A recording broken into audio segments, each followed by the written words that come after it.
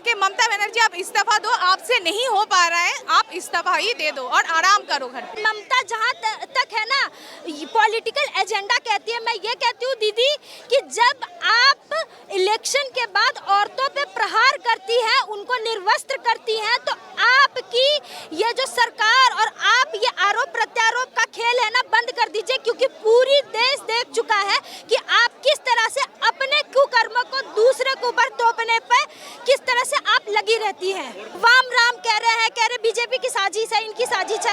आखिर आप करना क्या चाहती है? आप चाहती है कि पूरे बंगाल बांग्लादेश में तब्दील हो जाए, सारी लड़कियां निर्वस्त्र होती रहे और आप अपनी रोटी खुद एक महिला, आप खुद एक महिला और आप अपनी राजनीतिक रोटियां सीखते रहे, चाहे जो भी हो। आरोप प्रत्यारोप करना उनका पहले से काम रहा है और ये कोई पहली घटना नहीं है जिसपे वो महिला विरोधी साबित हुई है। कुछ समय पहले 2012 में भी ऐसी एक पार्क स्ट्रीट हत्याकांड हुआ, मतलब रेप केस हुआ था, जिसमें उन्होंने ऐसे ही अभद्र टिप्पणी किया था रेप विक्टिम के खिलाफ। और अभी कुछ समय पहले 2014 में भी कामोदिनी हत्याकांड, जिसमें एक महिला के साथ बहुत ही जघन्य अपराध, इससे भी बुरी तरीके से अपराध हुआ था, उस पर भी उन्होंने बहुत ही असहनीय बयान दिया था विक्टिम के ऊपर।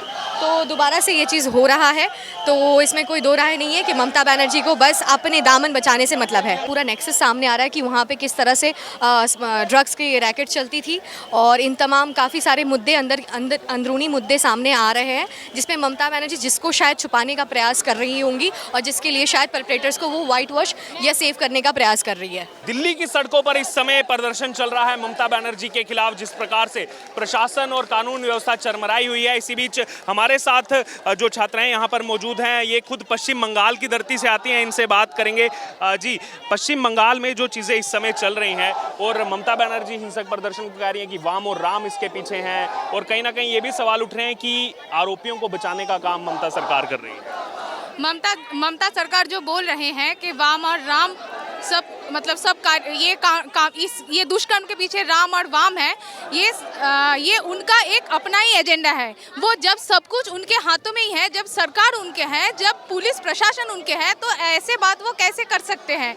और तो अगर वाम और राम का है, अगर वाम का दुष्कर्म है, तो वो क्यों आगे आके वो क्यों अपराधियों को चिन्हित नहीं कर रहे? वो खुद अपराधियों को छुपा रहे हैं और ये सरासर गलत है। जब हम छोटे थे तो हमारे मम्मी पापा ये बोलते थे कि भाई रास्ते में मत जाओ, रात को अकेले मत जाओ, तुम्हारे लिए वो खराब है, वो तुम्हारे लिए अच्छा नहीं होगा।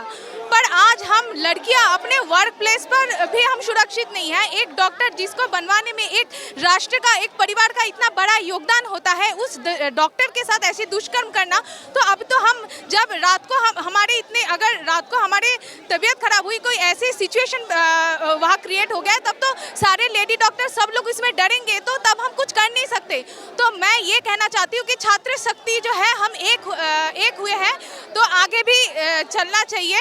तो मेरा तो बस यही कहना है कि ममता बनर्जी आप इस्तीफा दो, आपसे नहीं हो पा रहा है, आप इस्तीफा ही दे दो और आराम करो घर पे। आप पश्चिम बंगाल की धरती से आती हैं और ये पहली घटना नहीं है। वहाँ संदेश खाली हो, कुछ भी आरो, लगातार वहाँ पर कानून व्यवस्था चरमराई हुई है, लगातार महिलाओं के खिलाफ इस तरीके के अपराध होते रहे हैं, उस पर भी ममता बनर्जी ने कभी कुछ नहीं किया। अब आगे क्या लग रहा है आपको, क्या उम्मीद है आगे उससे? आगे मुझे तो ये लग रहा है कि अगर जैसे हम सब एकत्रित हुए हैं, हमारा ये जो प्रोटेस्ट है ये ज़रूर फ्रूटफुल होगा। हम ज़रूर उनके जो विक्टिम है, उनके अपराधियों को हम ज़रूर ही चिन्हित कर पाएंगे। उनको जल्द से जल्द फास्ट ट्रैक कोर्ट में उनकी सजा भी दे सकते हैं। अगर हमारे छात्र शक्ति एक संगठन, हम एक साथ काम करें, तो ज़रूर मुझे लगता है ये ज़रूर उनके अपराधियों को हम सजा दे सकते हैं। आपका क्या नाम? नमस्ते, मैं दिल्ली विश्वविद्यालय की शोधार्थी, मैं सपना दास हूँ। मैं भी बंगाल से ही बिलोंग करती हूँ। बंगाल में जो चीज़ें चल रही हैं, पहला केस नहीं है। मैं बार बार इस चीज़ को दोहरा रहा हूं इसलिए क्योंकि अभी आज देश भर में सड़कों पर लोग हैं, इसलिए लोगों को ये दिख रहा है कि वहाँ अपराध हुआ, लेकिन पहले भी ऐसे लगातार अपराध वहाँ होते रहे हैं महिलाओं के प्रति, या फिर एक विशेष पार्टी पॉलिटिक्स वहाँ चलती रही है। तो कैसे आप देखते हैं ममता बनर्जी जिस हिसाब से वहाँ गोवन कर? एक रिपोर्ट के अनुसार 2017 के बाद 2018 में जो मामले दर्ज हुए हैं रेप के, सिर्फ बंगाल में वो 200 संख्या में इंक्रीज हुए हैं, और उसके बाद से 2024 तक अभी ये मामले 1000 के आसपास पहुंच गए हैं। ये मामले मैं वो कह सकती हूँ कि जो तो दर्ज हुए हैं, जो ऐसे भी मामले हैं जो दर्ज नहीं हुए, जैसे संदेश खाबली वाला मामला। और ममता जहाँ तक है ना, पॉलिटिकल एजेंडा कहती है, मैं ये कहती हूँ दीदी कि जब आप इलेक्शन के बाद औरतों पे प्रहार करती हैं, उनको निर्वस्त्र करती हैं, तो आपकी ये जो सरकार और आप ये आरोप प्रत्यारोप का खेल है ना, बंद कर दीजिए, क्योंकि पूरी देश देख चुका है कि आप किस तरह से अपने कुकर्मों को दूसरे के ऊपर थोपने पे किस तरह से आप लगी रहती हैं। पश्चिम बंगाल पुलिस की बहुत सराहना कर रही थी कि पुलिस तो बहुत अच्छा काम कर रही है, पुलिस बहुत बेस्ट है पश्चिम बंगाल। यदि पुलिस बेस्ट है तो मैं ये कहना चाह रही हूँ कि यदि पुलिस बेस्ट है तो क्यों नहीं वो आरोपियों को ढूंढ लेती है? क्यों नहीं अभी तक इतना समय हो गया लोग छुपा रहे हैं, अभी तक क्यों नहीं वो बाकी 4-5 आरोपी जो है वो पकड़े क्यों नहीं गए?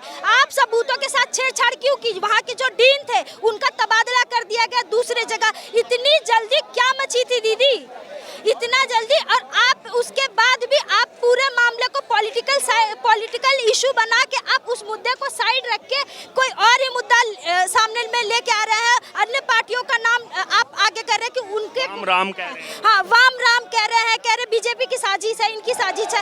आखिर आप करना क्या चाहती हैं? आप चाहती है कि पूरे बंगाल बांग्लादेश में तब्दील हो जाए, सारी लड़कियां निर्वस्त्र होती रहे और आप अपनी रोटी खुद एक महिला, आप खुद एक महिला और आप अपनी राजनीतिक रोटियां सीखते रहे, चाहे जो भी हो। पश्चिम बंगाल में चरमराती कानून व्यवस्था और खुद उस चरमराती कानून व्यवस्था के खिलाफ सड़कों पर उतरी ममता बनर्जी। जी हाँ, जिस कानून व्यवस्था को संभालने की जिम्मेदारी ममता बनर्जी पर है, जो खुद वहाँ की स्वास्थ्य मंत्री भी हैं, खुद वहाँ की गृह मंत्री भी हैं, खुद ही वहाँ की मुख्यमंत्री भी हैं, लेकिन आज क्या किया उन्होंने? डाल दिया कि ये सब जो हिंसा वहाँ हो रही है इसके पीछे वाम और राम है। हमारे साथ इस समय सोशल एक्टिविस्ट अंकिता विश्वास हैं, जो उसी पश्चिम बंगाल की धरती से आती हैं। उनसे इस बारे में बात करेंगे। खुद ममता बनर्जी ने तो कुछ संभाली नहीं चीज़ें, वहाँ पर व्यवस्था संभाली नहीं, लेकिन अब उनका कहना है कि वाम और राम इस पूरी साजिश के पीछे हैं। क्या कहेंगे इस पर? आरोप प्रत्यारोप करना उनका पहले से काम रहा है और ये कोई पहली घटना नहीं है जिस पे वो महिला विरोधी साबित हुई है। कुछ समय पहले 2012 में भी ऐसी एक पार्क स्ट्रीट हत्याकांड हुआ, मतलब रेप केस हुआ था, जिसमें उन्होंने ऐसे ही अभद्र टिप्पणी किया था रेप विक्टिम के खिलाफ। और अभी कुछ समय पहले 2014 में भी कामोदिनी हत्याकांड, जिसमें एक महिला के साथ बहुत ही जघन्य अपराध, इससे भी बुरी तरीके से अपराध हुआ था, उस पर भी उन्होंने बहुत ही असहनीय बयान दिया था विक्टिम के ऊपर।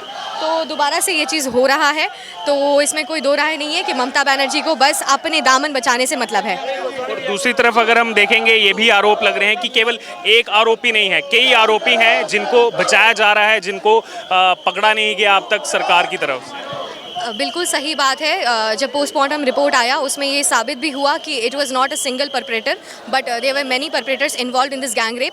बट जो है कहीं ना कहीं उन्होंने एक स्केपगोट को सामने लाके खड़ा कर दिया है। और हमने देखा कि इस अपराध के तुरंत बाद जो है सिर्फ उन्होंने पूर्णतः प्रयास किया कि इसको एक सुसाइड का करार दिया जाए, पर वो सफल नहीं हो पाया। और अभी पेरेंट्स ने भी ये कंप्लेन की है कि उसमें एक इंटर्न, एक डॉक्टर का नाम सामने आ रहा है, जिनका कहीं ना कहीं लिंक, कनेक्शन टीएमसी के साथ जुड़ा हुआ बताया जा रहा है। बिल्कुल बिल्कुल, ये पूरा सामने आ रहा है, पूरा नेक्सस सामने आ रहा है कि वहाँ पे किस तरह से ड्रग्स की रैकेट चलती थी। और इन तमाम काफ़ी सारे मुद्दे अंदरूनी मुद्दे सामने आ रहे हैं, जिसमें ममता बनर्जी जिसको शायद छुपाने का प्रयास कर रही होंगी और जिसके लिए शायद परपेट्रेटर्स को वो वाइट वॉश या सेव करने का प्रयास कर रही है। राहुल गांधी या प्रियंका गांधी जो हिंडनबर्ग वाले मुद्दे पर भी वीडियो बनाते हैं, तमाम सवाल उठाते हैं, इस्तीफा तक मांग लेते हैं, वो केवल एक ट्वीट करने के अलावा कुछ इस पर ना बोले हैं, ना अब तक वहाँ पर गए हैं। यही तो दिखाता है इनका दोहरा चरित्र। आपने देखा होगा कि हाथरस कांड में प्रियंका गांधी स्वयं वहाँ पहुँच जाती है, पर इस पूरे कांड में उनके तरफ से ममता बनर्जी के खिलाफ ना तो रेजिग्नेशन की मांग आती है, ना एक क्रिटिसिज्म जिसको हम लोग उजागर कर सके, ऐसा कुछ सामने आता है।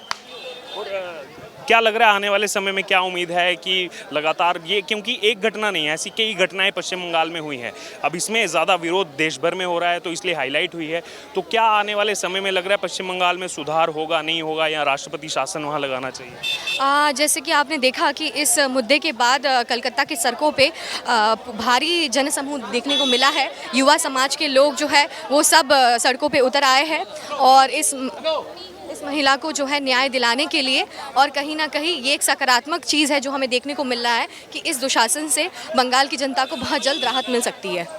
तो ये आपने सुना हमारे साथ अंकिता विश्वास, जो उसी पश्चिम बंगाल से आती हैं, किस तरीके पश्चिम बंगाल के अंदर कानून व्यवस्था जो पूरी चरमराई हुई है और ममता बनर्जी का उसमें क्या रोल है, उसको लेकर के अपनी बात जो है वो हमारे साथ रखी है। और लगातार देश भर में इस समय पश्चिम बंगाल सरकार और खासतौर पर ममता बनर्जी के खिलाफ लोगों का गुस्सा जो है वो इस समय देखने को मिल रहा है। लगातार विद्यार्थी, डॉक्टर्स, अलग अलग तबके के लोग जो है वो ममता बनर्जी सरकार के खिलाफ इस समय सड़कों पर हैं।